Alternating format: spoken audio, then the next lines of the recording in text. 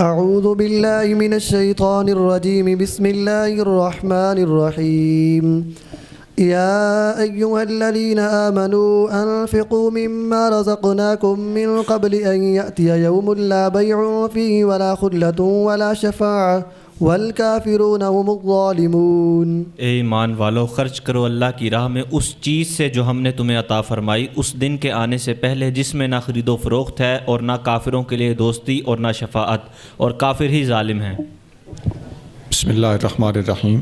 ایمان والوں کو اللہ کے دیے ہوئے رزق میں سے خرچ کرنے کا حکم دیا جا رہا ہے قیامت کا دن آنے سے پہلے، جس دن لا بیع فیہ ولا خلۃ ولا شفاعۃ، تین کام نہیں ہوں گے، نہ کوئی سودے بازی ہوگی، نہ کوئی دوستی چلے گی اور نہ ہی کوئی شفاعت چلے گی۔ اس بات کا تعلق کافروں کے ساتھ، والکافرون هم الظالمون، یہ اگلے الفاظ اس پر دلالت کر رہے ہیں کہ اس بات کا تعلق کافروں سے ہے۔ مسلمانوں کی شفاعت بالکل ثابت ہے اور واضح طور پر قرآن کی نصوص سے ثابت ہے۔ تو وقت سے فائدہ اٹھانا اس آیت کا مدعا ہے کہ اپنا وقت ضائع نہ کیا جائے، اپنا کام، ضروری کام، آخرت کی تیاری بر وقت کر لی جائے۔ صوفیاء فرماتے ہیں الوقت سیف قاطع، وقت ایک کاٹنے والی تلوار ہے۔ حدیث پاک میں آتا ہے اغتنم خمسا قبل خمس، پانچ چیزوں کو پانچ چیزوں سے پہلے غنیمت سمجھو۔ شبابک قبل حرمک، بوڑھا ہونے سے پہلے جوانی کو غنیمت سمجھو۔ مصروف ہونے سے پہلے فراغت کو غنیمت سمجھو۔ غریب ہو جانے سے پہلے آج پیسہ ہے، اس پیسے کو غنیمت سمجھو۔ اور صحت کو بیماری سے پہلے غنیمت سمجھو۔ صحتک قبل سقمک وحیاتک قبل موتک، اور اپنی زندگی کو اپنی موت سے پہلے غنیمت سمجھو۔ یہ وقت کی اہمیت اور چیزوں کو غنیمت سمجھنے کے حوالے سے نبی کریم صلی اللہ علیہ وسلم نے نہایت انتہائی رہنمائی فرما دی ہے۔ شرح السنہ 4021۔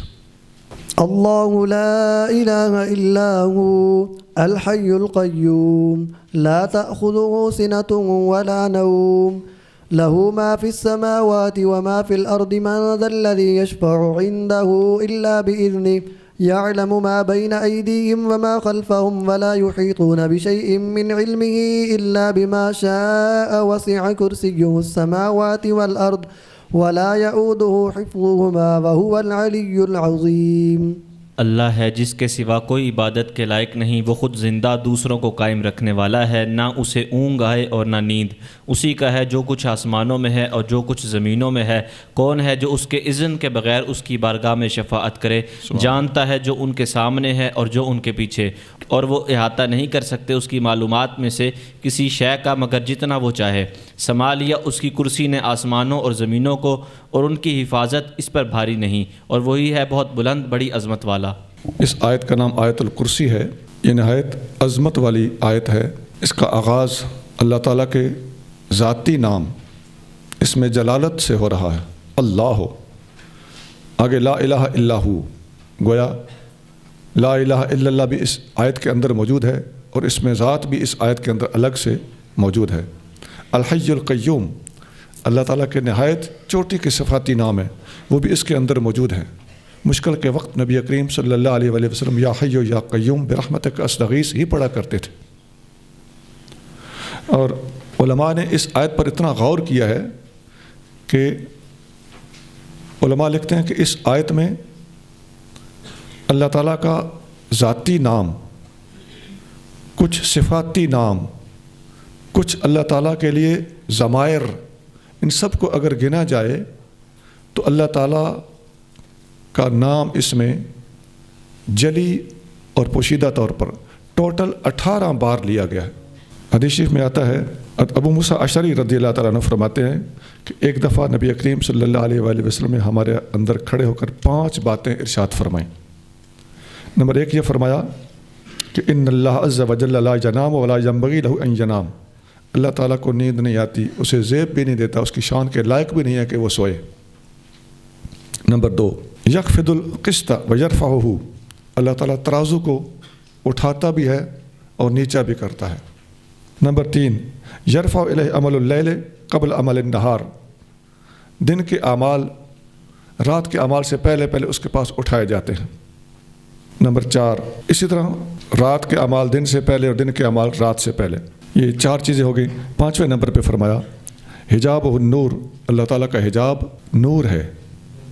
لو کشفہ لاحرقت سبحات وجہہ منتہا الیہ بصرہ من خلقہ، اللہ تعالیٰ کے وجہ قدرت کی تجلیات جہاں جہاں تک انسان کی حد نگاہ ہے وہاں تک ایک پردہ بھی ہٹ جائے تو ہر چیز جل کے راکھ ہو جائے۔ مسلم 179۔ ایک دفعہ ابی بن کعب سے نبی کریم صلی اللہ علیہ وآلہ وسلم نے پوچھا اتدری ای آیۃ من کتاب اللہ معک اعظم، تم جانتے ہو کہ تمہیں جو قرآن یاد ہے اس میں سے قرآن کی سب سے اعظم آیت کون سی ہے؟ قلت اللہ و رسولہ اعلم، وہ کہتے ہیں میں نے جواب دیا کہ اللہ اس کا رسول بہتر جانتے ہیں۔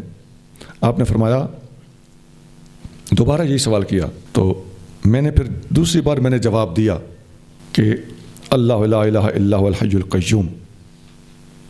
آپ علیہ الصلوۃ والسلام نے ان کے سینے پر ہاتھ پھیرا، شفقت فرمائی اور فرمایا واللہ لیہنک العلم یا ابا المنذر، اللہ کی قسم اے ابو المنذر، یہ ان کی کنیت تھی ابی بن کعب کی، فرمایا تمہیں علم مبارک ہو۔ مسلم 810۔ تو صحابہ کرام میں سے الگ الگ صحابی کو الگ الگ شان کے مطابق علم دیا گیا ہے، اور جس ہستی کو حضور اس کے علم کی وجہ سے مبارکباد دے رہے ہیں اس کے علم کا کیا ٹھکانہ ہو سکتا۔ حضرت ابو ہریرہ رضی اللہ تعالیٰ عنہ روایت کرتے ہیں رمضان کے فطرانے کا مال تھا، مجھے نبی کریم صلی اللہ علیہ وآلہ وسلم نے اس غلے کے اوپر نگران مقرر کیا تاکہ میں اس کی رکھوالی کروں۔ یہ بہت لمبی حدیث ہے۔ ایک بندہ آیا اور اس نے آ کے اس میں سے چوری کرنا چاہی تو میں نے اس کو ہاتھ سے پکڑ لیا اور میں نے کہا کہ میں تمہیں نبی کریم صلی اللہ علیہ وسلم کے پاس پیش کروں گا۔ تو اس نے منت سماجت کی میرے چھوٹے چھوٹے بچے ہیں مجھے معاف کر دو، مجھے جانے دو۔ میں نے اس کو جانے دیا۔ وہ دوسرے دن بھی آیا ایسے ہوا، تیسرے دن بھی آیا تو ایسے ہوا۔ تو میں نبی کریم صلی اللہ علیہ وسلم تیسرے دن جب میں نے اس کو پکڑا اس نے کہا کہ آج مجھے چھوڑ دو، میں آئندہ کبھی نہیں آؤں گا۔ میں تمہیں ایک نکتے کی بات بتاتا ہوں۔ وہ کیا ہے؟ کہنے لگا جب رات کو سونے لگو تو آیت الکرسی پڑھ لیا کرو، اللہ تعالیٰ کی طرف سے تیرے اوپر ایک محافظ مقرر ہو جائے گا اور اس آیت الکرسی کی برکت سے شیطان تیرے قریب نہیں آئے گا۔ وہ کہتے ہیں کہ جب میں نبی کریم صلی اللہ علیہ وسلم کے پاس حاضر ہوا آپ علیہ الصلوۃ والسلام نے فرمایا وہ جھوٹا تھا مگر سچ بول کر گیا ہے، اور فرمایا وہ شیطان تھا جو 3 دن سے تیرے پاس آ رہا تھا، لیکن شیطان اور جھوٹا ہونے کے باوجود آج جو بات کر کے گیا ہے وہ سچی ہے۔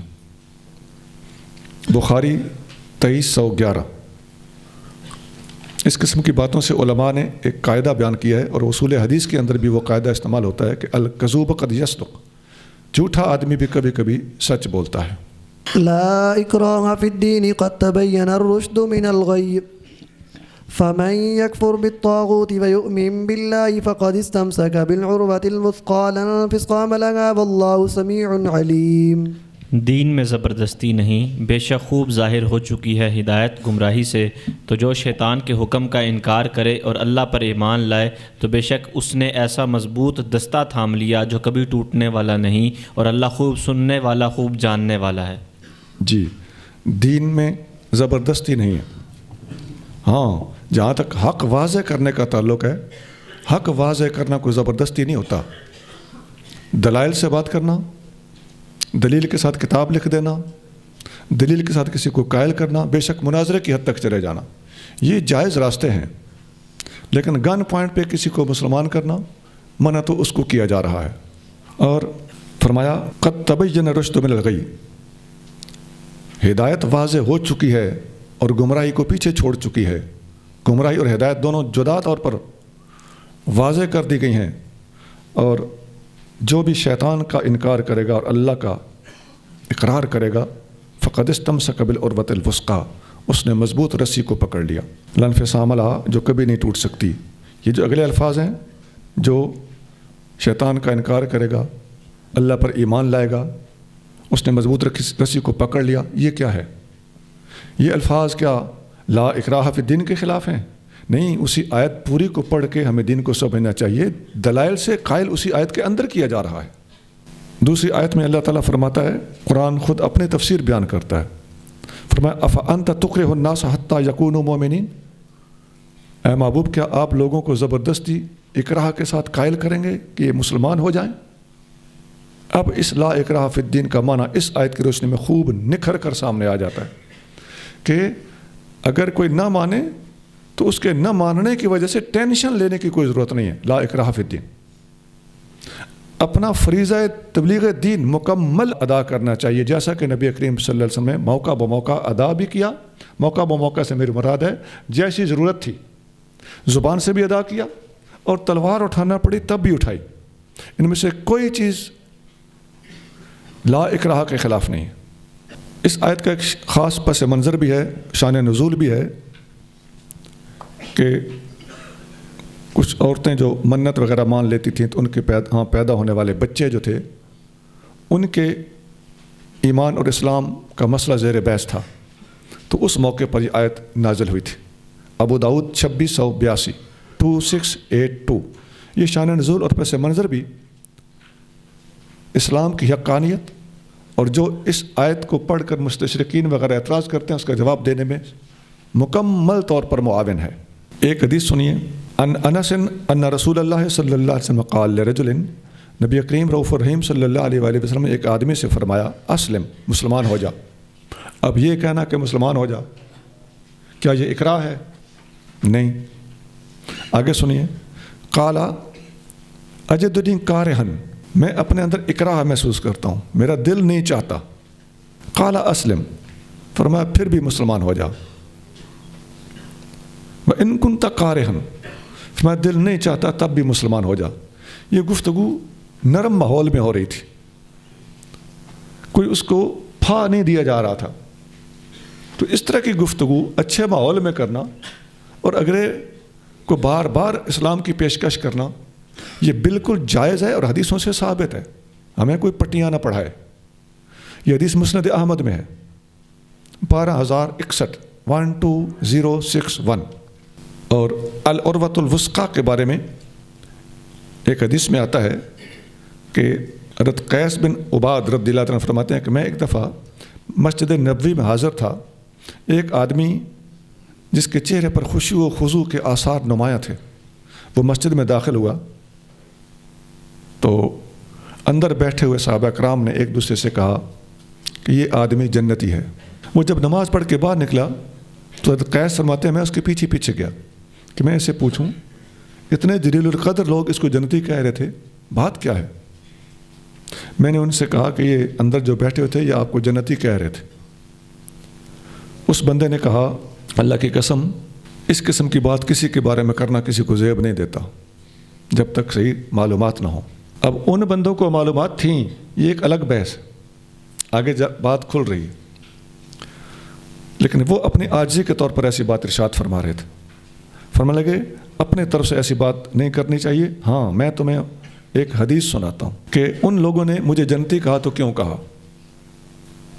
فرماتے ہیں میں نے نبی کریم رؤوف الرحیم صلی اللہ علیہ وسلم کے زمانے میں ایک خواب دیکھا اور میں نے آپ کریم صلی اللہ علیہ وسلم کو وہ خواب سنایا. خواب کیا تھا؟ میں اپنے آپ کو ایک باغ میں دیکھتا ہوں جو اتنا وسیع اور اتنا سرسبز و شاداب تھا. اس کے سینٹر میں لوہے کا ایک پلر تھا جس کا نچلا حصہ زمین میں اور اوپر کا حصہ آسمان تک پہنچا ہوا تھا، اور اس کے اوپر سے ایک رسی لٹک رہی تھی. تو مجھے کہا گیا کہ اس رسی کو پکڑ کے اوپر چڑھ. میں نے کہا مجھ سے نہیں چڑھا جاتا. تو کوئی آ گیا جس نے اس کے اوپر چڑھنے میں مجھے پیچھے سے اٹھایا اور ہیلپ کی.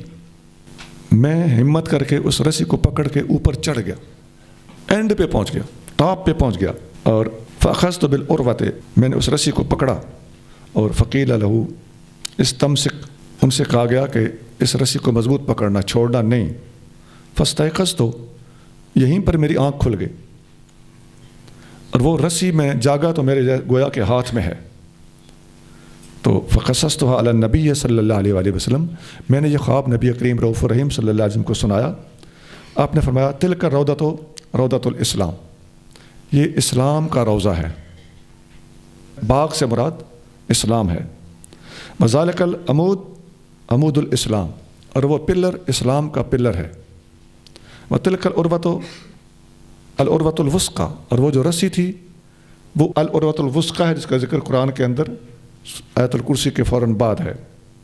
فأنت علی الاسلام حتی تموتا، اور اس کی تعبیر یہ ہے کہ تم اسلام پر ہی رہو گے حتیٰ کہ تمہاری موت اسلام پر ہی آئے گی۔ اور وذاک الرجل عبداللہ ابن سلام، اور وہ بندہ جس نے یہ خواب دیکھا اور جس کو صحابہ کرام جنتی کہہ رہے تھے، وہ عبداللہ بن سلام تھے رضی اللہ تعالیٰ عنہ۔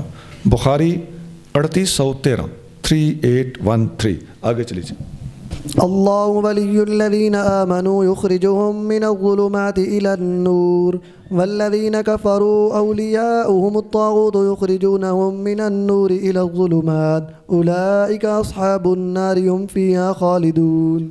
اللہ مددگار ہے ایمان والوں کا، نکالتا ہے انہیں تاریکیوں سے روشنی کی طرف، اور جنہوں نے کفر کیا ان کے دوست شیطان ہیں، وہ انہیں روشنی سے تاریکیوں کی طرف نکالتے ہیں، وہ دوزخی ہیں، وہ اس میں ہمیشہ رہیں گے۔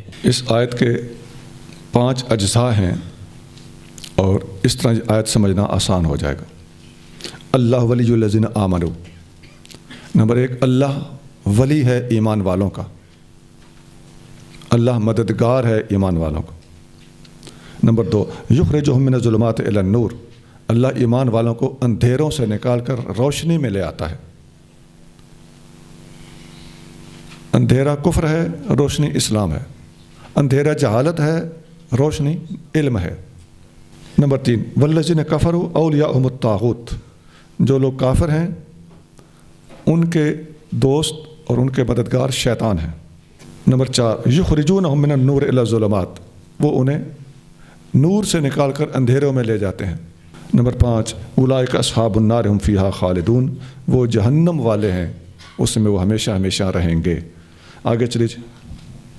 ألم تر إلى الذي حاج إبراهيم في ربه أن آتاه الله الملك إذ قال إبراهيم ربي الذي يحيي ويميت قال أنا أحيي وأميت قال إبراهيم فإن الله يأتي بالشمس من المشرق فأت بها من المغرب فبهت الذي كفر والله لا يهدي القوم الظالمين۔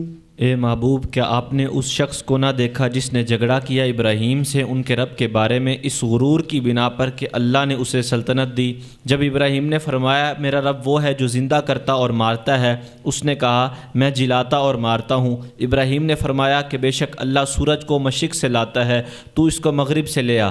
تو بدحواس ہو کر عاجز ہو گیا کافر، اور اللہ ہدایت نہیں فرماتا ظلم کرنے والے لوگوں کو۔ جس بندے نے حضرت ابراہیم علیہ السلام کے ساتھ رب تعالیٰ کے بارے میں بحث، مناظرہ، جھگڑا کیا تھا، وہ بندہ نمرود بادشاہ تھا، اور غرور کی وجہ یہ تھی کہ وہ بادشاہ تھا، اور بادشاہ کے اندر ذرا جرت ہوتی ہے، احساس برتری ہوتا ہے، اور دماغ کے اندر حکمرانی کا فطور ہوتا ہے۔ اللہ تعالیٰ فرما رہا تھا کہ اس نے اس فطور کی بنا پہ میرے پیارے خلیل کے ساتھ بحث کی۔ یہ اپنے دماغ اور فطور کے مطابق اگلے کو کچھ نہیں سمجھتے، اور اگلا ہو سکتا ہے دل ہی دل میں ان کے اوپر ہنس رہا ہو اور ان کے لیے ہدایت کی دعا کر رہا ہو۔ گفتگو کے دوران حضرت ابراہیم علیہ السلام نے فرمایا اس سے کہ رب الذی یحیی و یمیت، میرا رب وہ ہے جو زندہ بھی کرتا ہے اور مارتا بھی ہے۔ دنیا کے اندر بندے پیدا بھی ہو رہے ہیں اور بندے مر بھی رہے ہیں۔ آپ نے بڑی آسان گفتگو کی اور یہاں سے سٹارٹ لیا، کہنے لگا میں بھی زندہ کر سکتا ہوں اور مار سکتا ہوں۔ ایک بیچارے بے گناہ کو پکڑ کے اس نے ادھر ہی تلوار سے مروا دیا اور کسی قیدی کو لا کے چھڑوا دیا۔ اس کی تعریف اس نے کیا کی؟ کہنے لگا یہ ہوتا ہے مارنا اور جلانا۔ اب یہ نہ مارنا ہے نہ یہ جلانا ہے۔ اللہ تعالیٰ جو مارتا یا جلاتا ہے اس کو وہ سمجھا ہی نہیں۔ بھائی اس نے جو تلوار اس نے چلائی تو مارا پھر بھی اللہ نہیں تھا، اس بات کو وہ سمجھ نہیں سکا تھا۔ تو جب جاہل آدمی اگلے کے دلائل کو نہ سمجھ سکے اور وجہ استدلال کو بھی نہ سمجھ سکے تو اس وقت اللہ والوں کا طریقہ کیا ہے؟ اس آیت سے جو ثابت ہو رہا ہے وہ یہ ہے کہ اسی بات کا جواب اور جواب الجواب لیتے دیتے رہنا اور گفتگو کو طول دینا، اس کی بجائے اگر دلیل ثانی کی طرف منتقل ہو جایا جائے تو یہ مناسب طریقہ ہے اور یہ قرآنی طریقہ ہے اور یہ ابراہیمی طریقہ ہے۔ ابراہیم علیہ السلام نے دوسری بات کر دی کہ اس کی عقل اتنی ہے، آپ نے فرمایا میرا رب وہ ہے جو سورج کو مشرق سے لے آتا ہے اور تجھ میں اگر ہمت ہے تو اس کو مغرب سے طلوع کر کے دکھا۔ فبہت الذی کفر، کافر مبہوت ہو گیا، لاجواب ہو گیا۔ واللہ لا یہدی القوم الظالمین، اللہ ظالم قوموں کو ہدایت نہیں دیتا۔ آگے چلیے جی۔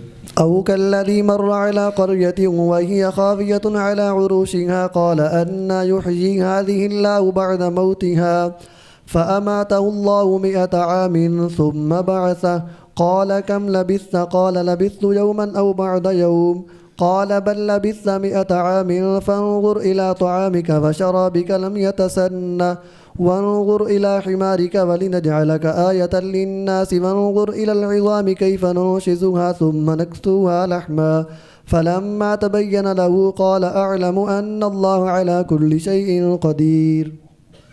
یا اس کی طرح جو گزرا ایک بستی پر جب کہ وہ گری پڑی تھی اپنی چھتوں پر، اس نے تعجب سے کہا اللہ اس بستی والوں کو ان کے مرنے کے بعد کیسے زندہ کرے گا؟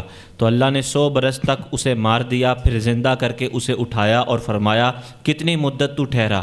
اس نے کہا میں ٹھہرا ہوں پورا دن یا دن کا کچھ حصہ۔ اللہ نے فرمایا بلکہ تو ٹھہرا رہا 100 سال۔ تو اپنے کھانے اور پینے کی چیز دیکھ، وہ اب تک بدبودار نہیں ہوئی، اور دیکھ اپنے گدھے کو جس کی ہڈیاں تک سالم نہ رہیں، اور تاکہ ہم تجھے لوگوں کے لیے اپنی قدرت کا نشان بنائیں، اور ان ہڈیوں کو دیکھ ہم کس طرح انہیں ہلا کر جوڑتے ہیں، پھر انہیں گوشت پہناتے ہیں۔ پھر جب قدرت کا نشان اس کے لیے ظاہر ہو گیا تو اس نے کہا میں یقین رکھتا ہوں کہ اللہ جو چاہے اس پر قادر ہے۔ یہ آیت پچھلی آیت کے ساتھ مربوط ہے۔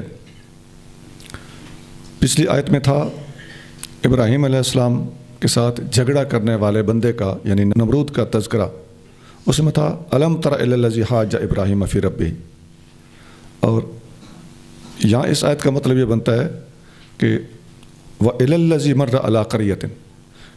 پچھلی آیت میں تھا کیا آپ نے اس بندے کا حال نہیں دیکھا، اور اس میں ہے کہ کیا آپ نے اس بندے کی طرف نہیں دیکھا جو ایک گاؤں کے پاس سے گزرا اور وہ گاؤں گرا پڑا تھا، تو اس نے اس پر حیرت کا اظہار کیا اور سوچا کہ اللہ تعالیٰ اس گاؤں کو کیسے زندہ کرے گا۔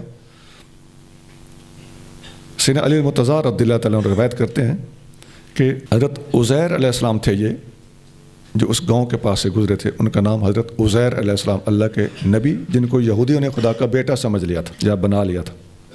اپنے شہر سے نکلے، آپ بالکل جوان تھے، اور ایک گاؤں کے پاس سے گزرے جو چھتوں کے باہر گرا پڑا تھا، تو آپ نے کہا انا یحیی ھذہ اللہ بعد موتہا، اللہ اس کو موت کے بعد کیسے زندہ کرے گا؟ یہ پورے کا پورا گاؤں یہ کیسے زندہ ہوگا؟ فاماتہ اللہ 100 عام، اللہ تعالیٰ نے انہیں 100 سال کے لیے وفات دے دی۔ ثم بعثہ، پھر ان کو زندہ کیا۔ فاول ما خلق عیناہ، سب سے پہلے اللہ تعالیٰ نے ان کی آنکھوں کو زندہ کیا، تاکہ میرے پیارے نے یہ جو سوچا ہے کہ ان چیزوں کو کیسے اللہ زندہ کرے گا، یہ اپنی آنکھوں سے اپنے وجود کو دوبارہ اٹھتا ہوا دیکھے، وہ اپنے جسم کی بدن کی طرف دیکھنے لگ گئے کہ ان کی آنکھوں کے سامنے اپنا ان کا جسم پورا کا پورا بیدار ہوا۔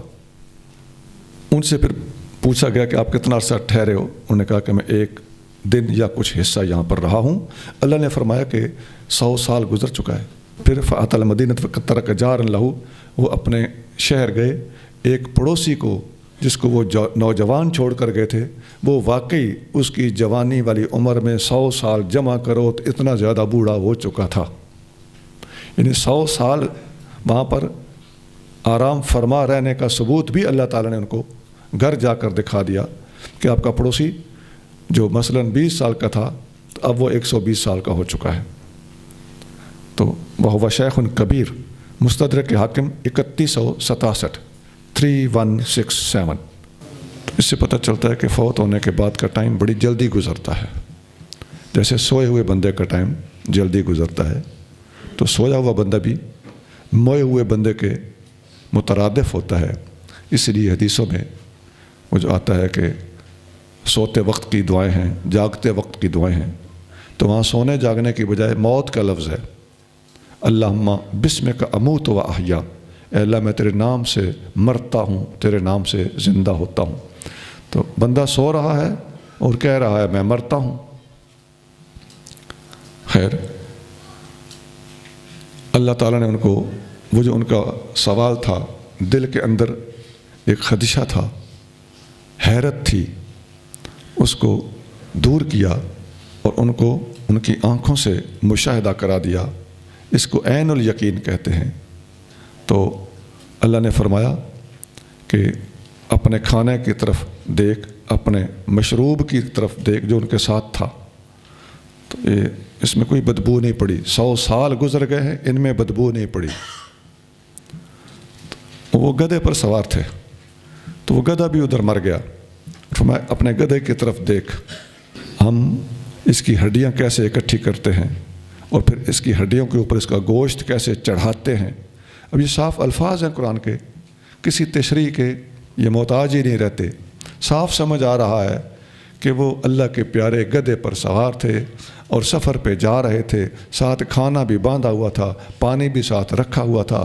ان کو وفات دے دی گئی، وہ وفات 100 سال کی تھی، اور ان سے پوچھا گیا کتنا عرصہ رہے ہو؟ انہوں نے کہا کہ 1 آدھ دن۔ اللہ نے فرمایا 100 سال گزر چکا ہے، اپنے اس گدھے کو دیکھو ہم اسے کیسے زندہ کر رہے ہیں، اپنے اس کھانے اور پانی کو دیکھو یہ کس طرح بو سے بچا ہوا ہے۔ تو انہوں نے سارا کچھ آنکھوں سے دیکھا، تو اللہ نے فرمایا یہ سارا کچھ ملاحظہ کر لو۔ تو وہ جواباً عرض کرنے لگے اعلمو، میں جان گیا، ان اللہ علی کل شیء قدیر، اللہ تعالیٰ ہر چیز پر قادر ہے۔ تو جانتے مانتے وہ پہلے بھی تھے۔ یقین کے علماء نے، بزرگوں نے 3 درجے لکھے۔ ایک ہوتا ہے علم الیقین، یقین کا علم، یہ سن کر مان لینا ہے، اسے ایمان بالغیب بھی کہہ سکتے ہیں۔ دوسرا ہوتا ہے عین الیقین، آنکھوں سے دیکھ کر مان لینا۔ تیسرا ہوتا ہے حق الیقین، یقین کی انتہا، یقین کا حق ادا ہو جانا۔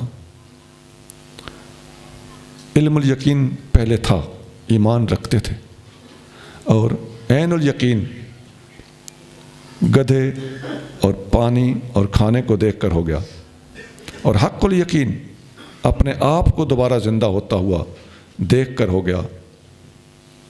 قرآن کی آیتوں میں صاف گدھے کا زندہ ہونا اور پانی اور کھانے کی باتیں ہو رہی ہیں، لیکن اس حدیث میں جو فالتو بات ہے وہ یہ ہے کہ پہلے آپ کی آنکھوں کو زندہ کیا گیا اور اپنی آنکھوں سے اپنے باقی وجود کو دوبارہ نشو پاتے ہوئے آپ نے دیکھا، نشو و نما پاتے ہوئے، اٹھتے ہوئے دیکھا۔ تو آپ 100 سال کے بعد بھی آپ جس صحت اور زندگی کے ساتھ واپس آئے تھے وہ عالم شباب تھا، جوانی کی جوانی، ادھر کی ادھر۔ وَإِذْ قَالَ إِبْرَاهِيمُ رَبِّ أَرِنِي كَيْفَ تُحْيِي الْمَوْتَى قَالَ أَوَلَمْ تُؤْمِنْ قَالَ بَلَى وَلَكِنْ لِيَطْمَئِنَّ قَلْبِي قَالَ فَخُذْ أَرْبَعَةً مِّنَ الطَّيْرِ فَاصْرُهُنَّ إِلَيْكَ ثُمَّ اجْعَلْ عَلَى كُلِّ جَبَلٍ مِّنْهُنَّ جُزْءًا ثُمَّ ادْعُهُنَّ يَأْتِينَكَ سَعْيًا وَاعْلَمْ أَنَّ اللَّهَ عَزِيزٌ حَكِيمٌ۔ اور یاد کیجئے جب کہا ابراہیم نے اے میرے رب مجھے دکھا دے تو کس طرح مردے جلائے گا۔ اللہ نے فرمایا کہ آپ کو یقین نہیں؟ عرض کی کیوں نہیں؟ مگر اس لیے کہ میرا دل مطمئن ہو جائے۔ فرمایا تو 4 پرندے لے کر انہیں اپنی طرف مانوس کر لیجئے، پھر ذبح کر کے ان کے جسم کا ایک ایک ٹکڑا ہر پہاڑ پر رکھ دیجئے، پھر انہیں بلائیے، وہ آپ کے پاس دوڑتے ہوئے آ جائیں گے، اور یقین رکھیے کہ بے شک اللہ بہت غالب ہے، بڑی حکمت والا ہے۔ حضرت عزیر علیہ السلام والا واقعہ اور حضرت ابراہیم علیہ السلام والا واقعہ ملتے جلتے ہیں۔ فرمایا جب ابراہیم نے اپنے رب سے کہا تھا کہ تو کیسے مردے زندہ کرے گا، تو اللہ نے پوچھا اولم تؤمن، آپ نہیں مانتے؟ تو انہوں نے کہا کیوں نہیں؟ ولیکن لیطمئن قلبی، بلکہ اطمینان قلب حاصل کرنا چاہتا ہوں۔ یہ وہی بات ہے جو میں نے پہلے عرض کیا کہ یقین میں علم الیقین، عین الیقین اور حق الیقین 3 درجے ہوتے ہیں۔ یہ حضرت ابراہیم علیہ السلام عین الیقین حاصل کرنا چاہتے تھے، ان آنکھوں سے دیکھنا چاہتے تھے، اور اوپر والی آیت میں حق الیقین، یعنی عزیر علیہ السلام کا خود بھی اس پروسیس میں سے گزرنا وہ ثابت ہے۔ تینوں چیزیں ثابت ہیں۔ صوفیاء ایک مثال دیتے ہیں، علم الیقین یہ ہوتا ہے کہ جیسے کسی نے سنا ہوا ہو کہ آگ جلا دیتی ہے، اور عین الیقین یہ ہوتا ہے کہ کسی کے سامنے کوئی بندہ جلا ہو، اس نے کسی کو جلتے ہوئے دیکھا ہو، تو یہ عین الیقین ہے، اور بندے نے خود جل کے دیکھا ہو تو یہ حق الیقین ہے۔ تو آپ کو اللہ تعالیٰ نے فرمایا کہ 4 پرندے پکڑیں، انہیں اپنی طرف مانوس کریں، ہلا لیں، پھر پہاڑ پر جا کر ذبح کر کے ان کا گوشت قیمہ ٹکڑے وہ چاروں طرف پھیلا دیں۔ تو انہوں نے جب سارا ذبح کر دیا اور پرندوں کے گوشت ٹکڑے اور سب پھیلا دیے تو سمد ہوں نجاتی نے کسایا، اللہ نے فرمایا اب ان کو آواز دو، یہ تیرے طرف دوڑتے ہوئے چلے آئیں گے۔ تو وہ سارے کے سارے ان کے پاس واقعی زندہ ہو گئے اور دوڑتے ہوئے آپ کے پاس واپس آ گئے۔ وَعْلَمْ فرمایا جان لے ان اللہ عزیز حکیم کہ اللہ تعالیٰ غالب حکمت والا ہے، یہ چیزیں اللہ تعالیٰ کے لیے کوئی مشکل نہیں ہے۔ حضرت ابو ہریرہ رضی اللہ تعالیٰ عنہ فرماتے ہیں کہ قال رسول اللہ صلی اللہ علیہ وآلہ وسلم نحن احق بشک من ابراہیم، کوئی بندہ ایسی باتیں سن کر انبیاء کی شان میں کمی محسوس نہ کرے کہ انہوں نے یہ سوال کیوں کیا، کیا ضرورت تھی، خدا نخواستہ ایسی باتیں نہ سوچے، تو عاجزی کرتے ہوئے آقا نے فرمایا کہ ہم ہوتے تو ہم بھی یہی بلکہ اس سے بھی زیادہ سوال کرتے۔ جب ابراہیم علیہ السلام نے اطمینان قلب کے لیے اللہ تعالیٰ سے یہ مطالبہ کیا تھا، تو آقا صلی اللہ علیہ وسلم کا یہ رویہ ہے کہ جب اپنے سے پہلے انبیاء علیہ السلام کے تذکرے آقا کرتے ہیں کہ بالفرض ہم ہوتے تو ہم بھی یہ بات یا اس سے زیادہ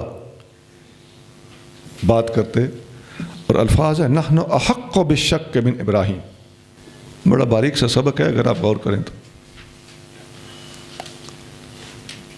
اور حدیثوں میں آتا ہے حضرت موسیٰ علیہ السلام کو فلاں واقعہ کی وجہ سے کوئی کمزور نہ سمجھ بیٹھے، یونس علیہ السلام کو ان کے ساتھ پیش آنے والے معروف واقعے کی وجہ سے ان کے بارے میں کوئی منفی سوچ نہ بنا بیٹھے۔ اس طرح کی حدیثیں بخاری اور مسلم میں موجود ہیں۔ میں نے گفتگو ظاہر ہے بڑی احتیاط سے کرنی ہوتی، ہماری گفتگو انسان بھی سن رہے ہوتے ہیں اور حیوان بھی سن رہے ہوتے ہیں۔ سونا یہ اس دور کا بڑا المیہ ہے، یہ بڑے پکے مجرم ہیں۔ میں جو باریک بات بتانا چاہتا ہوں وہ یہ ہے کہ آقا نے اگلے وقتوں کے بزرگوں کے تذکرے کرتے وقت اگر کوئی فرضی بات کی ہے تو ان کی شان بچائی ہے۔ آج کیا ہوتا ہے جی، ہمارے کچھ لوگ بات کرتے ہیں تو اگلوں کی شان گھٹانے کے لیے باتیں کرتے ہیں۔ میں ہوتا تو فلاں جنگ میں نے فلاں کا ساتھ دینا تھا، یہ بات کہاں؟ اور نبی کریم صلی اللہ علیہ وآلہ وسلم کا اگلوں کی شان بڑھانے کے لیے اپنی عاجزی پیش کرنا یہ کہاں؟ او بھائی صحابہ کرام فرماتے تھے لوگو یہ نہ کہا کرو اگر میں فلاں جنگ میں ہوتا، میں فلاں کارنامہ اپنی اچھائیاں ظاہر کرتے ہو، میں یوں کر دیتا، میں یہاں کر دیتا۔ حضرت مقداد بن اسود فرماتے ہیں اگر تم اس زمانے میں ہوتے نا پتہ نہیں تم ابو جہل ہوتے۔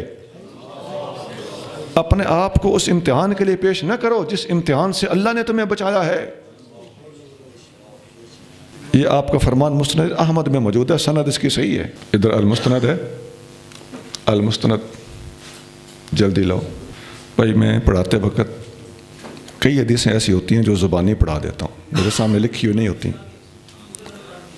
یہ المستند میں تصوف کی کتاب کے اندر یہ حدیث موجود ہے۔ حضرت عبد الرحمن بن جبیر بن نفیر اپنے والد گرامی سے روایت کرتے ہیں ہم مقداد بن اسود کے پاس بیٹھے ہوئے تھے، ایک دن پاس سے ایک آدمی گزرا، اس نے کہا خوش نصیب ہیں یہ دو آنکھیں مقداد بن اسود کی آنکھیں جنہوں نے حضور صلی اللہ علیہ وسلم کو دیکھا ہے، کاش ہم نے بھی دیکھا ہوتا، اور جو کچھ انہوں نے اٹینڈ کیا ہے، جن غزوات میں انہوں نے شرکت کی ہے، کاش ہم نے بھی وہ مشاہدے کیے ہوتے۔ حضرت مقداد بن اسود فاستغدبا، وہ سخت جلال میں آ گئے۔ راوی کہتے ہیں میں حیران ہوا، بندے نے تو بڑی عشق والی بات کی ہے، اس میں ناراض ہونے والی کیا بات تھی؟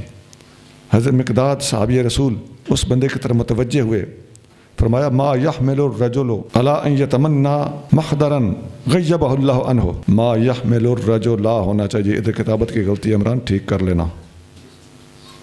نوٹ کریں، کسی آدمی کو کیا چیز مجبور کرتی ہے کہ اس چیز کی تمنا کرے جس میں وہ تھا نہیں، اور لا یدری لو شاہدہ کیف کان یکون فیہ، اسے کچھ پتہ نہیں اگر یہ اس وقت ہوتا تو کیا کرتا۔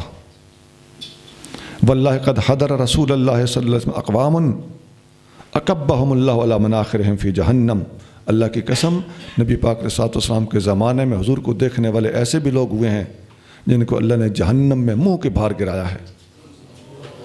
لم یجیبوہ ولم یصدقوہ، یہ وہ لوگ تھے جنہوں نے حضور کو دیکھا مگر حضور کے فرمان پہ لبیک نہیں کی، حضور کی تصدیق نہیں کی۔ اولا تحمدون اللہ اذ اخرجکم لا تعرفون الا ربکم، اللہ کا شکر ادا نہیں کرتے کہ تمہیں اللہ نے اس زمانے میں پیدا کیا ہے کہ تم اللہ کے سوا کسی کو نہیں مانتے؟ تمہارے والدین، تمہارا ماحول، تمہارا شہر سارا مسلمانوں کا ہے، جو امتحان ہم نے دیکھے تم نے نہیں دیکھے، تیار شدہ اسلام تمہیں مل گیا، مصدقین لما جاء بہ نبیکم، تمہارا نبی جو کچھ لے کر آیا ہے تم پیدائشی طور پر اس کی تصدیق کرتے ہو۔ قد کفیتم البلاء بغیرکم، اللہ نے تمہاری جگہ دوسروں کو آزمایا ہے، اپنے آپ کو آزمائش کے لیے کیوں پیش کرتے ہو؟ یہ ہے جی، میں نے دوبارہ سنائی ہے کہ زبانی سنانے میں کوئی کمی بیشی نہ رہ گئی ہو۔ یہ حدیث مسند احمد میں ہے، حدیث نمبر 23700 23700، سند اس کی صحیح ہے۔ مثل الذين ينفقون أموالهم في سبيل الله كمثل حبة أنبتت 7 سنابل في كل سنبلة 100 حبة والله يضاعف لمن يشاء والله واسع عليم۔ مثل ان لوگوں کی جو اپنے مال اللہ کی راہ میں خرچ کرتے ہیں اس دانے کی سی ہے جس نے 7 بالی اگائی، ہر بالی میں 100 دانے ہیں، اور اللہ بڑھا دیتا ہے جس کے لیے چاہے، اور اللہ بڑی وسعت والا، بہت علم والا ہے۔ جی، جو لوگ اللہ کی راہ میں خرچ کرتے ہیں ان کی مثال ایسے ہے، ایک دانہ بیجا، اس میں سے 7 سٹے اگے، ہر سٹے میں 100 دانہ ہے، تو 7 ضرب 100 کتنے ہوئے؟ 700۔ فرمایا واللہ یضاعف لمن یشاء، اللہ تعالیٰ جسے چاہے اس سے بھی زیادہ عطا کر دے، اور یضاعف میں اصل روح ہوتی ہے کئی گنا کر دے۔ ابو مسعود انصاری رضی اللہ تعالیٰ عنہ فرماتے ہیں جاء رجل بناقۃ مختومۃ، نبی کریم صلی اللہ علیہ وآلہ وسلم کے پاس ایک آدمی ایک اونٹنی حضور کی خدمت میں پیش کرنے کے لیے لے آیا، فقال حاضی فی سبیل اللہ، کہنے لگا یہ اللہ کی راہ میں قبول فرمائیے۔ فقال رسول اللہ صلی اللہ علیہ وسلم لک بہا یوم القیامت 700 ناقۃ کلھا مختومۃ، اسی شان والی ڈاچیاں تیرے لیے قیامت کے دن 700 تجھے مل جائیں گی۔ مسلم شریف 1892۔ ایک حدیث یہاں پر مفسرین نے اور بیان کی ہے، حضرت عبد الرحمن بن سامرہ رضی اللہ عنہ فرماتے ہیں کہ حضرت عثمان غنی نبی کریم صلی اللہ علیہ وسلم کے پاس 1000 دینار لے کر آئے۔ یہ درہم چاندی کا ہوتا تھا اور دینار سونے کا، اور 1000 درہم نہیں 1000 دینار کی بات ہو رہی ہے، بہت بڑی دولت تھی یہ۔ حسن بن واقع فرماتے ہیں کہ کان فی موضع آخر من کتابی فی کمہ، کہتے ہیں کہ میرے پاس یہ حدیث لکھی ہوئی ہے کہ حضرت عثمان غنی اپنی قمیض کی آستین میں ڈال کے لے آئے۔ یہاں وہ لوگ اگلے زمانے میں یہ بریف کیس تو ہوتے نہیں تھے نا، تو ایسی چیزوں میں ڈالا، آگے سے اس کا منہ بند کر دیا یہاں پر، تو وہ محفوظ ہو جاتے تھے، تو ڈال کر لے آئے۔ تو حین جہز جیش الاسرۃ فنصرہ فی ہجرہ، یہ اس وقت کی بات ہے جب غزوہ تبوک کی تیاریاں ہو رہی تھیں، اسے جیش الاسرہ کہا جاتا ہے، اس لشکر کو تنگی کا لشکر۔ یہی وہ لشکر ہے جس کے موقع پر فاروق اعظم گھر کا آدھا سامان اور صدیق اکبر گھر کا سارا سامان لے کر آ گئے تھے، اور عثمان غنی نے 1000 دینار تھا وہ پیش کیا۔ تو حضرت عبد الرحمن بن سمرہ فرماتے ہیں فرأیت النبی صلی اللہ علیہ وآلہ وسلم یقلبها فی حجرہ ویقول ما در عثمان ما عمل بعد اليوم مرتین، نبی کریم صلی اللہ علیہ وسلم کی گود مبارک میں انہوں نے وہ سارے پلٹ دیے، نبی پاک علیہ السلام انہیں اوپر نیچے کر رہے تھے، منقلب فرما رہے تھے، اور فرما رہے تھے آج کے بعد عثمان جو بھی کرتا رہے اس کا کوئی عمل اس کو نقصان نہیں دے گا۔ تو یہ آقا جس کو فرما رہے تھے نا، آپ کریم صلی اللہ علیہ وسلم کو بھی پتہ تھا کہ میرے تیار کیے ہوئے مرد ایسی باتوں سے بگڑیں گے نہیں. یہ حدیث ترمذی شریف میں ہے، حدیث نمبر 3701 3701. الذين ينفقون أموالهم في سبيل الله ثم لا يتبعون ما أنفقوا منا ولا أذى لهم أجرهم عند ربهم ولا خوف عليهم ولا هم يحزنون. جو لوگ اپنے مال اللہ کی راہ میں خرچ کرتے ہیں پھر دینے کے بعد نہ احسان جتائیں اور نہ تکلیف دیں، ان کے لیے ان کا ثواب ان کے رب کے پاس ہے اور نہ ان پر کچھ خوف ہے اور نہ وہ غمگین ہوں گے. جی اس کی وضاحت اگلی آیت سے بھی اگلی آیت میں آ رہی ہے، ذرا تحمل سے سنیے، پڑھیے جی. قول معروف ومغفرة خير من صدقة يتبعها أذى والله غني حليم. اچھی بات اور لوگوں سے درگزر کرنا اس خیرات سے بہتر ہے جس کے بعد تکلیف پہنچے، اور اللہ بے نیاز ہے، بہت حلم والا. جی قول معروف یعنی اچھا جملہ بول دینا کسی کو اور معذرت کر لینا، یہ اس صدقے سے بہتر ہے جو صدقہ دے کر بعد میں احسان جتلائے جائیں. اب اگلی آیت پڑھیے. یہ جو آپ نے 2 آیتیں پڑھی، میں نے کہا ان کے بعد والی آیت میں وضاحت آئے گی، اس کے الفاظ پہ غور کریں گے تو یہ پچھلی 2 آیتیں اس اگلی آیت کے ساتھ بہت زیادہ تعلق اور کنسرن رکھتی ہیں، اس لیے وہاں پر ہی ان کی اکٹھی تفسیر کرنا مناسب ہے. پڑھیے جی. يا أيها الذين آمنوا لا تبطلوا صدقاتكم بالمن والأذى كالذي ينفق ماله رئاء الناس ولا يؤمن بالله واليوم الآخر فمثله كمثل صفوان عليه تراب فأصابه وابل فتركه صلدا لا يقدرون على شيء مما كسبوا والله لا يهدي القوم الكافرين. اے ایمان والو، نہ ضائع کرو اپنی خیراتیں احسان جتا کر اور تکلیف پہنچا کر، اس کی طرح جو اپنا مال لوگوں کے دکھاوے کے لیے خرچ کرتا ہے اور اللہ اور قیامت کے دن پر ایمان نہیں رکھتا، تو اس کی مثال اس چکنے پتھر کی سی ہے جس پر کچھ مٹی ہو، پھر اس پر زور کی بارش ہوئی جس نے اسے صاف پتھر کر چھوڑا. وہ اپنی کمائی سے کسی چیز پر قادر نہ ہوں گے اور اللہ کافروں کو ہدایت نہیں فرماتا. جی اے ایمان والو، اپنے صدقات کو احسان جتلا کر اور غریب کو اذیتیں دے دے کر اس کی سبکی کر کے باطل نہ کرو، اپنے صدقات ضائع نہ کرو.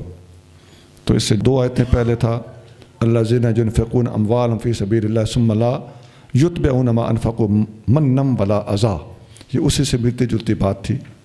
تو یہاں ایمان والوں کو اسپیشل خطاب کر کے نصیحت فرمائی جا رہی ہے. اور اگلے الفاظ ہیں کہ کالذی ينفق مالہ رئاء الناس، تو اس میں ریاکاری سے منع کیا جا رہا ہے. حدیثوں میں آتا ہے، محمود بن لبید رضی اللہ تعالیٰ عنہ روایت کرتے ہیں ان رسول اللہ صلی اللہ علیہ وسلم قال ان اخوف ما اخاف علیکم الشرک الاصغر، میں اپنے امت میں سب سے زیادہ ڈرتا ہوں چھپے ہوئے شرک سے.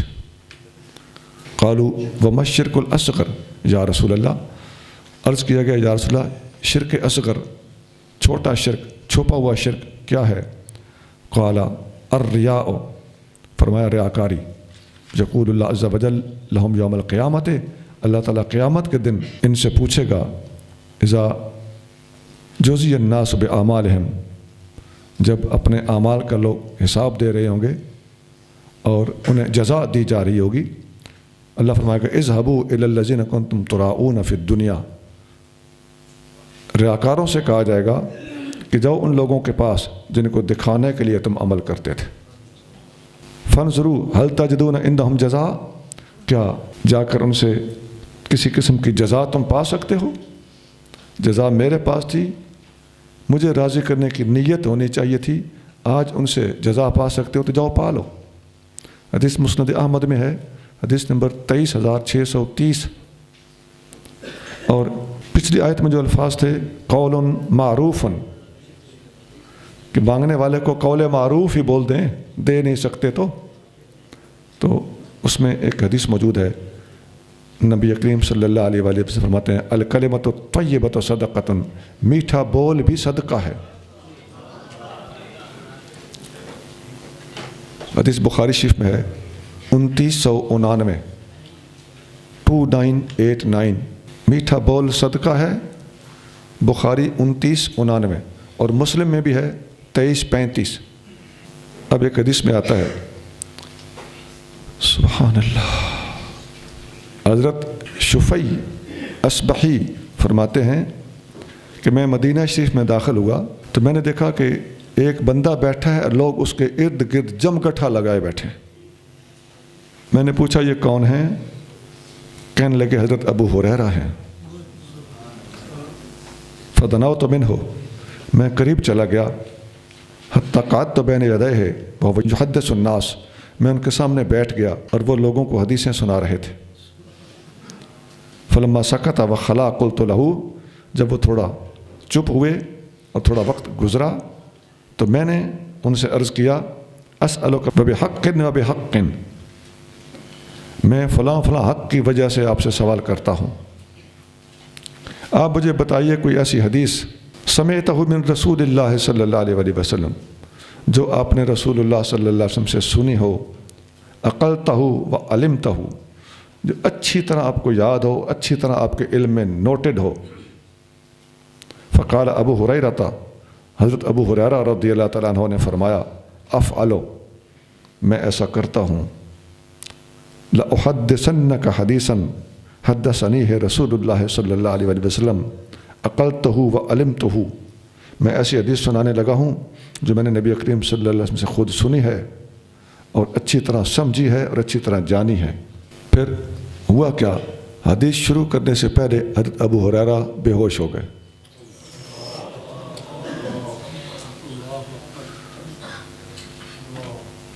تھوڑی دیر کے بعد حضرت ابو ہریرہ کو فمکثنا قلیلا ثم افاقا، تھوڑی دیر گزری تو انہیں افاقہ ہوا، ہوش میں آئے، کہنے لگے میں تمہیں وہ حدیث سناتا ہوں جو میں نے رسول اللہ صلی اللہ علیہ وسلم سے سنی ہے، فی ھذا البیت، اسی گھر میں، ما معنا احد غیری وغیرہ، اور جب میں سن رہا تھا تو میرے اور حضور کے سوا اور کوئی تھا ہی نہیں۔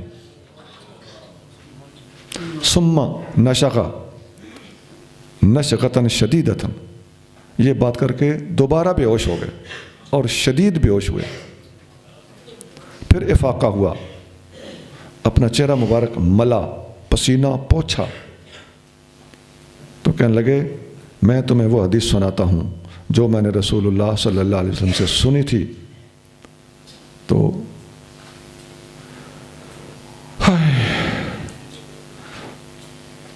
حدثنی رسول اللہ صلی اللہ علیہ وسلم، مجھے رسول اللہ صلی اللہ علیہ وسلم نے فرمایا، ان اللہ تبارک و تعالی اذا کان یوم القیامت ینظر الی العباد لیقضی بینہم، قیامت کے دن اللہ تعالیٰ بندوں کی طرف نزول اجلال فرمائے گا تاکہ ان کے درمیان فیصلے کرے، تو فاول ما یدعو بہ رجل، سب سے پہلے اس بندے کو بلایا جائے گا، جمع القرآن، جس نے قرآن جمع کیا اور قرآن پر کام کیا ہوگا، ورجل قتل فی سبیل اللہ، ایک بندے کو بلایا جائے گا جس نے اللہ کی راہ میں شہادت پائی، ورجل کثیر المال، اور وہ بندہ بلایا جائے گا جو کثیر المال تھا۔ اب پہلے بندے پر سوال ہوگا، کون سا؟ فیقول اللہ للقاری، قرآن کے قاری کو اللہ تعالیٰ پوچھے گا، جس نے قرآن یاد کیا ہوا تھا، حافظ، اس سے پوچھے گا، الم اعلمک ما انزلت علی رسولی، قال بلا، میں نے تمہیں وہ علم نہیں دیا تھا جو میرے رسول پر میں نے نازل کیا تھا؟ وہ کہے گا یا رب کیوں نہیں؟ قال فماذا علمت فیما علمت، جو علم دیا گیا تھا اس پر تو نے عمل کیا کیا؟ تو قال کنت اقوم بھی آناء اللیل و آناء النہار، وہ کہے گا میں دن اور رات اس کو پڑھایا۔ فیقول اللہ لہ، اللہ تعالیٰ سے فرمائے گا کذبت، تو جھوٹ بول رہا ہے، تیری نیت دین کا خدمتگار اور عالم دین کہلانے کی تھی، تو مجھے لوگ یہ کہیں ان فلانا قارئ، فلاں بڑا قاری ہے، وقد قیل، تمہاری نیت تھی کہ تمہیں لوگ قاری صاحب کہیں، تو وہ دنیا میں کہا گیا، تم نے جو چاہا وہ تمہیں مل چکا۔ پھر ایک اس دولت مند کو بلایا جائے گا تو اللہ تعالیٰ اس سے پوچھے گا میں نے تمہیں دولت دی تھی، تم نے اس کا کیا بنایا؟ کہنے لگا باری تعالیٰ میں نے اس کو تیری راہ میں خرچ کیا، میں صلہ رحمی کرتا تھا، صدقے دیتا تھا، رشتہ داروں کو پالتا رہا۔ اللہ تعالیٰ فرمائے گا تو جھوٹ بولتا ہے، تیری بھی نیت یہ تھی کہ ان یقال فلان جواد، فلاں بڑا سخی ہے، سخی کہلانے کے لیے تو یہ سارا کچھ کرتا تھا اور تمہیں سخی کہا گیا، بات ختم ہو گئی۔ تیسرے بندے کو بلایا جائے گا جو اللہ کی راہ میں شہید ہوا تھا، اسے اللہ تعالیٰ فرمائے گا میں نے تمہیں جہاد کا حکم دیا تھا تو تم نے کیا کیا؟ وہ کہے گا میں نے جنگ لڑی حتیٰ کہ میں تیری راہ میں شہید ہوا۔ اللہ تعالیٰ فرمائے گا بل اردت ان یقال فلان جریء، تیری نیت یہ تھی کہ لوگ کہیں کہ یہ بڑا بہادر ہے، اور فقد قیل ذاک، اور وہ کہا گیا۔ ثم ضرب رسول اللہ صلی اللہ علیہ وسلم علی رکبتی، پھر نبی کریم صلی اللہ علیہ وسلم نے میرے گھٹنے پہ اپنا ہاتھ مبارک مارا۔ فقال یا ابا ہریرہ، آپ نے فرمایا اے ابو ہریرہ، اولئک الثلاثۃ اول خلق اللہ، یہ سب سے پہلی اللہ کی مخلوق ہوں گے تسعر بہم النار یوم القیامت، جن کے ذریعے سے آگ بھڑکائی جائے گی قیامت کے دن۔ یہ حدیث ترمذی شریف میں ہے، حدیث نمبر 2382 ہے۔ عزیزان گرامی، حضرت ابو ہریرہ اس حدیث کو بیان کرنے سے 3 بار بے ہوش ہوئے۔ اور پتہ عالم کون ہوتا ہے؟ من خشی اللہ فہو عالم۔ ابن عباس رضی اللہ تعالیٰ عنہ کا فرمان سنن دارمی میں ہے، جو اللہ سے ڈر گیا وہ عالم ہے۔ ایک حدیث میں حضرت ابو ذر غفاری رضی اللہ تعالیٰ عنہ نبی کریم رؤوف الرحیم صلی اللہ علیہ وآلہ وسلم سے روایت کرتے ہیں، فرمایا ثلاثۃ لا یکلمہم اللہ یوم القیامت، 3 بندے ایسے ہیں کہ قیامت کے دن اللہ تعالیٰ ان سے بات ہی نہیں کرے گا۔ بات سے مراد محبت اور پیار کی بات ہے۔ ولا ینظر الیہم، نہ اللہ تعالیٰ ان کی طرف دیکھے گا۔ ولا یزکیہم، نہیں اللہ تعالیٰ انہیں پاک کرے گا۔ ولہم عذاب علیم، ان کے لیے المناک عذاب ہوگا۔ قال فقرأہا رسول اللہ صلی اللہ علیہ وسلم 3 مرارا، آپ علیہ الصلوۃ والسلام نے یہ آیت 3 بار پڑھی۔ قال ابو ذر، حضرت ابو ذر نے کہا خابوا وخسروا، یہ خائب و خاسر ہو گئے۔ من ہم یا رسول اللہ، یہ خائب و خاسر یہ حضور ہیں کون؟ قال المسبل، اپنا تہبند اور ازار یعنی شلوار یہ ٹخنوں سے نیچے لٹکانے والا، والمنان، اور احسان جتلانے والا، والمنفق سلعتہ بالحلف، الکاذب، اور وہ بندہ جو اپنا سودا جھوٹی قسمیں اٹھا اٹھا کر بیچتا ہو۔ یہ حدیث مسلم شریف میں ہے اور حدیث نمبر 106 ہے۔ آگے چلیے۔ ومثل الذين ينفقون أموالهم ابتغاء مرضات الله وتثبيتا من أنفسهم كمثل جنة بربوة أصابها وابل فآتت أكلها ضعفين فإن لم يصبها وابل فطل والله بما تعملون بصير۔ اور ان لوگوں کی مثال جو خرچ کرتے ہیں اپنے مال اللہ کی خوشنودی حاصل کرنے اور اپنے دلوں کو مضبوط رکھنے کے لیے، اس باغ کی سی ہے جو اونچی زمین پر ہو، اس پر زور کی بارش ہوئی تو وہ اپنا پھل دگنا لایا، پھر اگر زور کی بارش اسے نہ پہنچے تو شبنم ہی کافی ہے، اور اللہ تمہارے سب کام خوب دیکھ رہا ہے۔ جو لوگ اللہ کی راہ میں اللہ کی رضا حاصل کرنے کے لیے مال خرچ کرتے ہیں، یہ ان کا اب ذکر ہے۔ جو پچھلی آیت میں ریاکاری کی نیت سے خرچ کرتے تھے، ان کے برعکس۔ تو کسی چیز کا الٹ اور ضد اگر سمجھ میں آ جائے تو یہ چیز سمجھنا بالکل آسان ہو جاتا ہے۔ تو اس آیت میں مخلصین کا تذکرہ ہو رہا ہے، اور یہ جو لفظ ہے فطل، طل کا معنی ہوتا ہے المطر ضعیف، کمزور اور ہلکی پھلکی بارش۔ آگے چلیے۔ أيود أحدكم أن تكون له جنة من نخيل وأعناب تجري من تحتها الأنهار له فيها من كل الثمرات وأصابه الكبر وله ذرية ضعفاء فأصابها إعصار فيه نار فاحترقت كذلك يبين الله لكم الآيات لعلكم تتفكرون۔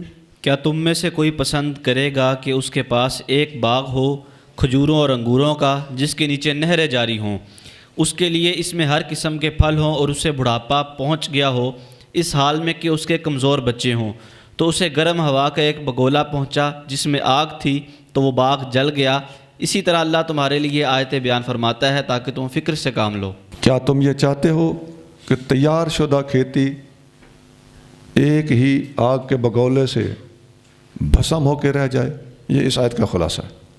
हज़रत उबैदुल्लाह बिन उमैर रिवायत करते हैं कि एक दफ़ा हज़रत उमर फ़ारूक रज़ियल्लाहु तआला अन्हु ने अपने साथियों और शागिर्दों से और नबी करीम सल्लल्लाहु अलैहि वसल्लम के सहाबा से फरमाया, फ़ी मा तरौना हाज़िहिल आयता नज़लत, बताओ तुम्हारा क्या ख्याल है ये आयत किस बारे में नाज़िल हुई थी।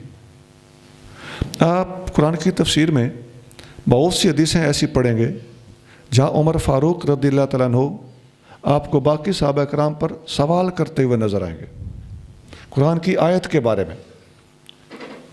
इससे आपको समझ आ जानी चाहिए कि फ़ारूक आज़म रज़ियल्लाहु तआला अन्हु कुरान पढ़ाने के लिए पूरे सहाबा कराम पर अपनी मेहनत करते थे। तो इसकी आगे जैसे जैसे पढ़ते जाएंगे मिसालें इंशाअल्लाह आती जाएंगी।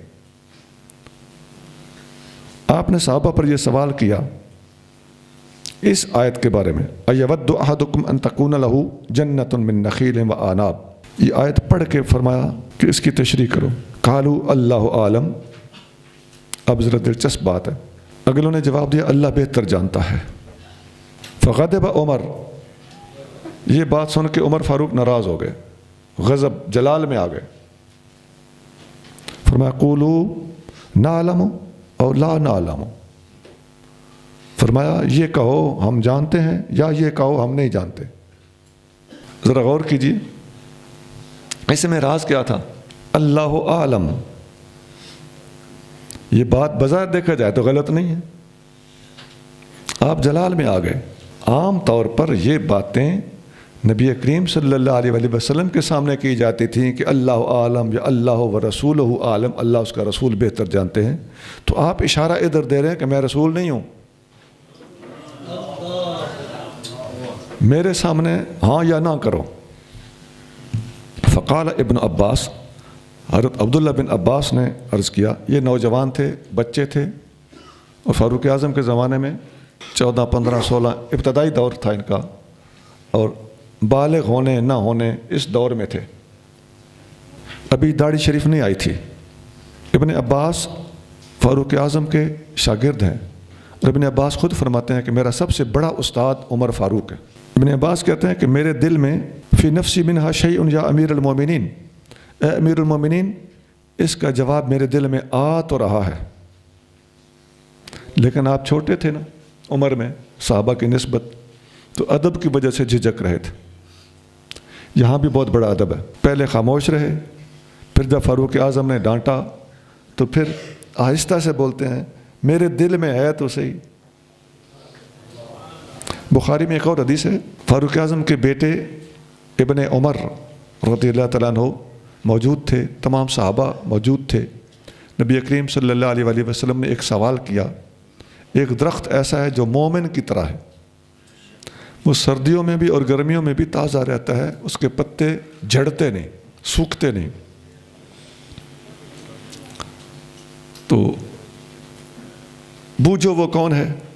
तो सहाबा किराम जंगल के दरख्तों के बारे में इज़हार ख्याल करने लग गए, उधर सोचने लग गए। वो किसी के ज़हन नहीं जा रहा था कि ये तो वो दरख्त है जो घर घर लगा हुआ है। तो हज़रत अब्दुल्लाह बिन उमर रज़ियल्लाहु तआला अन्हु छोटे थे। बाद में नबी करीम सल्लल्लाहु अलैहि वसल्लम ने ख़ुद बताया, कोई भी जवाब न दे सका, तो आका ने फरमाया कि ये खजूर है। बाद में अब्दुल्लाह बिन उमर अपने वालिद गिरामी से कहने लगे कि इसका जवाब मेरे जहन में आ रहा था, लेकिन मैं इसलिए नहीं बोला कि मैं छोटा हूँ। फ़ारूक आज़म ने फरमाया अगर तुम जवाब दे देते तो मेरे लिए सुर्ख ऊँटों से भी ज़्यादा कीमती होता और मैं बहुत ज़्यादा खुश होता कि मेरा बेटा लायक है, उसने ये जवाब दिया। ये हदीस भी बुखारी और मुस्लिम में मौजूद है और कई जगह पर बुखारी मुस्लिम में ये पाई जाती है। अच्छा, यहाँ भी इब्न अब्बास रज़ियल्लाहु तआला अन्हु ने कहा कि मैं जवाब तो मुझे आता है। अब फ़ारूक आज़म क्या कह रहे हैं? फ़क़ाल उमर यब्न अख़ी, ऐ मेरे भतीजे, कुल बोल, वला तहक़िर नफ़्सका, अपने आप को छोटा ना समझ। क़ाल इब्न अब्बास, इब्न अब्बास ने जवाब दिया, दुरिबत मसलन लिअमलिन, عمل کرنے کے لیے ایک مثال پیش کی گئی ہے۔ قال عمر ای عمل، فاروق اعظم نے کہا کون سا عمل؟ اب آپ سمجھ رہے ہیں کہ فاروق اعظم ٹیسٹ لے رہے تھے، کون سا عمل؟ قال ابن عباس نے فرمایا لعمل، کوئی خاص عمل ہے، وہ امیر آدمی جو عمل کرتا ہے، اللہ کی راہ میں خرچ کرتا ہے اللہ کی اطاعت کرتے ہوئے، ثم بعث اللہ له الشیطان، اور پھر شیطان اس کے پاس آتا ہے اور فعمل بالمعاصی حتی اغرق اعمالہ، اور وہ بندہ نیکیاں کرتے کرتے شیطان کی باتوں کا اور شیطان کی ترغیب کا شکار ہو جاتا ہے، اس کے سارے اعمال کو شیطان کی ترغیب برباد کر دیتی ہے۔ یہ اوپر جو آیت میں مثال دی گئی تھی وہ اس کی وضاحت ہے کہ ہرے بھرے باغ کو آگ کا ایک بگولا آ کے جلا کے بھسم کر دے، تو اس کی مثال اس واقعہ کے اندر موجود ہے جو فاروق اعظم اور صحابہ کرام کے درمیان اور ابن عباس کے درمیان مکالمے کی شکل میں حدیث میں موجود ہے۔ یہ حدیث بخاری شریف میں ہے، حدیث نمبر 4538 4538۔ يا أيها الذين آمنوا أنفقوا من طيبات ما كسبتم ومما أخرجنا لكم من الأرض ولا تيمموا الخبيث منه تنفقون ولستم بآخذيه إلا أن تغمضوا فيه واعلموا أن الله غني حميد۔ اے ایمان والو، اللہ کی راہ میں اپنی کمائی ہوئی پسندیدہ چیزوں میں سے خرچ کرو، اور ان چیزوں میں سے جو ہم نے تمہارے لیے زمین میں پیدا کی، اور اللہ کی راہ میں ناقص چیزوں کے دینے کا ارادہ نہ کرو کہ تم اس سے خرچ کرتے ہو، حالانکہ تم خود اسے لینے والے نہیں، مگر یہ کہ تم اس میں چشم پوشی کر لو اور جان لو کہ اللہ بے نیاز ہے، بہت حمد کیا ہوا۔ اس آیت میں 3 چیزیں قابل غور ہیں۔ نمبر 1، اے ایمان والو، اللہ کی راہ میں اپنی کمائی میں سے پاک چیزیں خرچ کرو۔ پاک چیزیں خرچ کرنے کا حکم ہے، اچھی چیزیں خرچ کرنے کا حکم ہے۔ گھٹیا اور ردی چیزیں یہ اللہ تعالیٰ کے ہاں اچھی چیز کے ہوتے ہوئے قبولیت نہیں فرماتی یا وہ ثواب نہیں ملتا۔ اور ما کسبتم، جو تم کماؤ، اس ما کا عموم جو کچھ بھی کمایا ہو، اس سے علماء نے استدلال کیا ہے کہ مال تجارت پر زکوٰۃ لاگو ہوتی ہے۔ دوسری چیز ہے وَمِمَّا أَخْرَجْنَا لَكُم مِّنَ الْأَرْضِ، جو کچھ زمین سے تمہارے لیے نکالا جاتا ہے اس میں سے بھی اللہ کی راہ میں خرچ کرو۔ یہاں پر زمین کی ساری پیداوار، ٹوٹل پیداوار، یہاں بھی ما کا لفظ ہے۔ ما کسبتم میں بھی ما تھا، اور ما اخرجنا لکم یہاں بھی ما ہے، اس کا معنی ہوتا ہے جو کچھ، تو اس کا بھی عموم بتا رہا ہے کہ ساری کی ساری پیداوار کے اوپر زکوٰۃ لاگو ہوتی ہے۔ اور تیسری چیز ہے اس آیت میں کہ خبیث اور گھٹیا چیز خرچ نہ کرو، کہ کوئی تمہیں دے تو تم پسند نہیں کرتے کہ یہ مجھے ملے، تو تم اللہ کی راہ میں ویسی چیز کیوں خرچ کرتے ہو جو گھٹیا ہو۔ حدیث شریف میں ہے، حضرت سمرہ بن جندب رضی اللہ عنہ فرماتے ہیں کہ ان رسول اللہ صلی اللہ علیہ وسلم کان یأمرنا ان نخرج الصدقۃ من الذی نعد للبیع، ہمیں حضور صلی اللہ علیہ وسلم حکم دیتے تھے کہ اس مال میں سے خرچہ کرو، اللہ کی راہ میں خرچ کرو جو تم نے خرید و فروخت کے لیے رکھا ہوا ہے۔ تو مال تجارت میں سے خرچ کرنا اور خرید و فروخت کے لیے جو مال رکھا جاتا ہے، ظاہر کوشش ہوتی ہے کہ اچھے پیسے ملے، اچھا مال ہو، تو مال کی نفاست بھی اشارتاً ثابت ہو رہی ہے، اور مال تجارت کے اوپر زکوٰۃ کا لاگو ہونا صراحت کے ساتھ ثابت ہو رہا ہے۔ ابو داؤد حدیث نمبر 1562۔ حضرت سالم بن عبداللہ اپنے والد عبداللہ بن عمر سے روایت کرتے ہیں ان نبی صلی اللہ علیہ وسلم، انہوں نے فرمایا، نبی کریم صلی اللہ علیہ وسلم نے فرمایا، فیما سقط السماء والعیون او کان عصریا العشر، آسمانی پانی یا زمینی قیمتی پانی لگائی جانے والی دونوں قسم کی فصلوں پر عشر ہوتا ہے، اور سقط السماء والعیون او کان عصریا، جو آسمانی پانی ہو، چشموں کا مطلب یہ کہ مفت پانی ہو، تو پھر اس پر کتنا ہے؟ عشر، 10واں حصہ۔ وما سوکیا بالندح نصف العشر، اور جب قیمتی پانی لگایا جائے، نون ضاد ہا، جو پانی ڈھوتے تھے نا اونٹ، ان کو نادح کہا جاتا تھا۔ قیمتی پانی اگر لگایا جائے تو اس پانی پر نصف عشر ہے، یعنی فصل کا 20واں حصہ۔ یہ حدیث بخاری شریف میں ہے، حدیث نمبر 1483۔ حضرت انس بن مالک رضی اللہ تعالیٰ عنہ فرماتے ہیں قال رسول اللہ صلی اللہ علیہ وآلہ وسلم ما بن مسلم یغرس غرسا، جب یہ مسلمان کوئی ایک پودا لگاتا ہے، او یزرع زرعا، یا کھیتی بیجتا ہے، فیاکل منہ طیر او انسان او بہیمۃ، تو اس میں سے کوئی پرندہ کھاتا ہے یا کوئی انسان کھاتا ہے یا کوئی جانور چرتا ہے، الا کان لہ بہ صدقہ، مگر ہر چیز اس کے لیے صدقے کی طرح شمار کی جاتی ہے۔ بخاری شریف حدیث نمبر 2320۔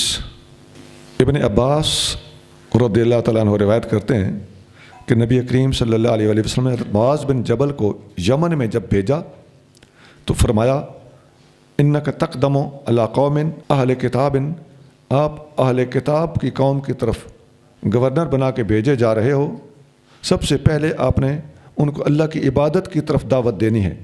جب وہ اللہ کو جان لیں، توحید کو سمجھ جائیں، اس پر پکے ہو جائیں، تو پھر انہیں بتانا کہ اللہ تعالیٰ نے تمہارے اوپر 5 نمازیں 24 گھنٹے میں فرض کی ہیں، اور جب وہ اس بات کو بھی قبول کر لیں تو اب انہیں بتانا کہ اللہ تعالیٰ نے تمہارے مال میں سے زکوٰۃ بھی تم پر لاگو کی ہے، اور ان سے زکوٰۃ لینا، امیروں سے لے کے غریبوں میں تقسیم کرنا۔